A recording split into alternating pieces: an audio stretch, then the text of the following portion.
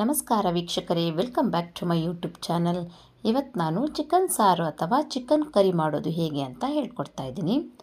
ಇನ್ನೂ ನನ್ನ ಚಾನಲ್ನ ಯಾರೆಲ್ಲ ಸಬ್ಸ್ಕ್ರೈಬ್ ಮಾಡ್ಕೊಂಡಿಲ್ಲ ಬೇಗ ಸಬ್ಸ್ಕ್ರೈಬ್ ಮಾಡ್ಕೊಳ್ಳಿ, ಪಕ್ಕದಲ್ಲಿರುವ ಬೆಲ್ ಐಕನ್ನ ಕೂಡ ಪ್ರೆಸ್ ಮಾಡಿ. ಇವತ್ತು ನಾನು ಚಿಕನ್ನ ಕುಕ್ಕರ್ನಲ್ಲಿ ಬೇಯಿಸ್ಕೊಳ್ತಾ ಇದ್ದೀನಿ. ಕುಕ್ಕರ್ನಲ್ಲಿ ಬೇಯಿಸೋದ್ರಿಂದ ಚಿಕನ್ನು ಬೇಗ ಬೇಯುತ್ತೆ ಮತ್ತು ತುಂಬ ಸಾಫ್ಟಾಗಿ ಬರುತ್ತೆ.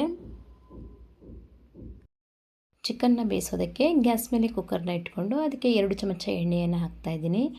ಎಣ್ಣೆ ಬಿಸಿ ಆದಮೇಲೆ ಇದಕ್ಕೆ ಕಟ್ ಮಾಡಿ ಇಟ್ಕೊಂಡಂಥ 3 ಈರುಳ್ಳಿ, 2 ಟೊಮೆಟೊ ಮತ್ತು 2 ಹಸಿಮೆಣಸನ್ನು ಹಾಕ್ತಾಯಿದ್ದೀನಿ. ಇದನ್ನು ಹಾಕಿದ ಮೇಲೆ ಇದನ್ನು ಸ್ವಲ್ಪ ಹೊತ್ತು ಫ್ರೈ ಮಾಡ್ಕೊಳ್ಬೇಕು.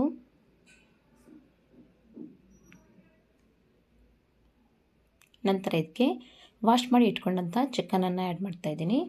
ಚಿಕನನ್ನು ಮೀಡಿಯಮ್ ಸೈಜಲ್ಲಿ ಕಟ್ ಮಾಡಿ ಇಟ್ಕೊಂಡಿರೋದು. ಮತ್ತು ನಾನಿಲ್ಲಿ 1 kg ಆಗುವಷ್ಟು ಚಿಕನ್ನ ತಗೊಂಡಿದ್ದೀನಿ.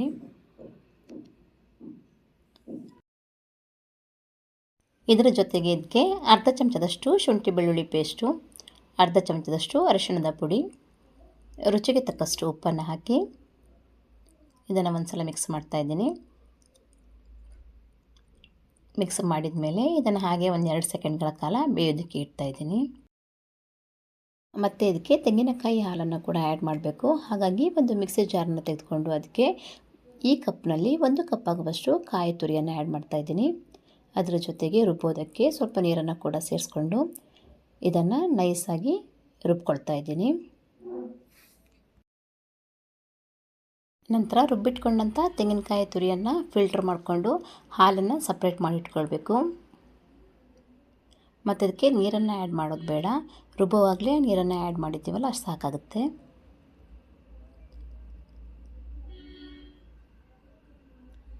ಎರಡು ಕಪ್ ಆಗುವಷ್ಟು ತೆಂಗಿನಕಾಯಿ ಹಾಲು ಸಿಕ್ಕಿದೆ. ಇದನ್ನು ಇವಾಗ ಈ ಚಿಕನ್ನಿಗೆ ಆ್ಯಡ್ ಮಾಡ್ತಾಯಿದ್ದೀನಿ. ನಂತರ ಇದನ್ನು ಚೆನ್ನಾಗಿ ಒಂದು ಸಲ ಮಿಕ್ಸ್ ಮಾಡಿ ಕುಕ್ಕರ್ ಮುಚ್ಚಳವನ್ನು ಮುಚ್ಚಿ 2 ವಿಸಿಲನ್ನು ಹಾಕ್ಕೊಳ್ತಾ ಇದ್ದೀನಿ. 2 ವಿಸಿಲ್ ಹಾಕ್ಸಿದ್ರೆ ಸಾಕಾಗುತ್ತೆ, ಚಿಕನ್ ಸ್ಮೂತಾಗಿ ಬೆಂದಿರುತ್ತೆ.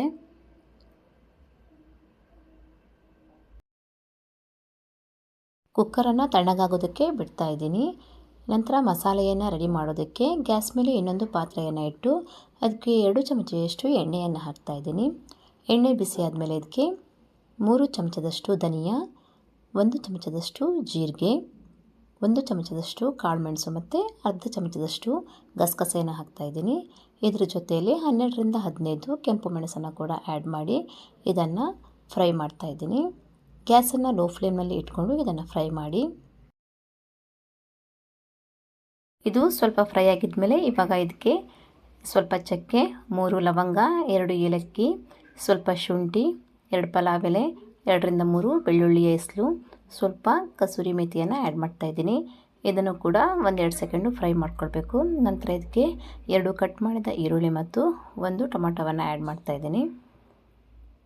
ಇದನ್ನು ಕೂಡ ಫ್ರೈ ಮಾಡಿ ನಂತರ ಇದಕ್ಕೆ 2 ಕಪ್ ಆಗುವಷ್ಟು ತೆಂಗಿನ ತುರಿಯನ್ನು ಆ್ಯಡ್ ಮಾಡ್ತಾಯಿದ್ದೀನಿ. ಇದನ್ನು ಕೂಡ ಸ್ವಲ್ಪ ಫ್ರೈ ಮಾಡಿ ಗ್ಯಾಸನ್ನು ಆಫ್ ಮಾಡಿ ಇದನ್ನು ತಣ್ಣಗಾಗೋದಕ್ಕೆ ಬಿಡಬೇಕು. ಇದು ಕಂಪ್ಲೀಟ್ ತಣ್ಣಗಾದ ಮೇಲೆ ಇದನ್ನು ಮಿಕ್ಸಿಗೆ ಹಾಕ್ಕೊಳ್ತಾ ಇದ್ದೀನಿ.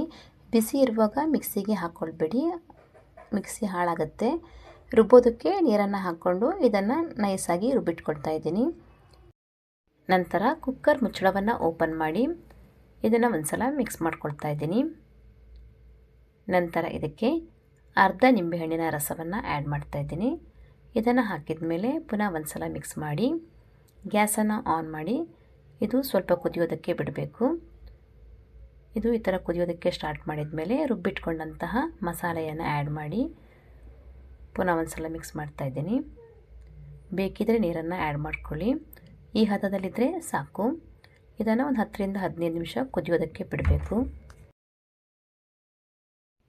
ಉಪ್ಪನ್ನು ನೋಡಿಕೊಂಡು ಬೇಕಿದ್ದರೆ ಮಾತ್ರ ಉಪ್ಪನ್ನು ಆ್ಯಡ್ ಮಾಡ್ಕೊಳ್ಳಿ.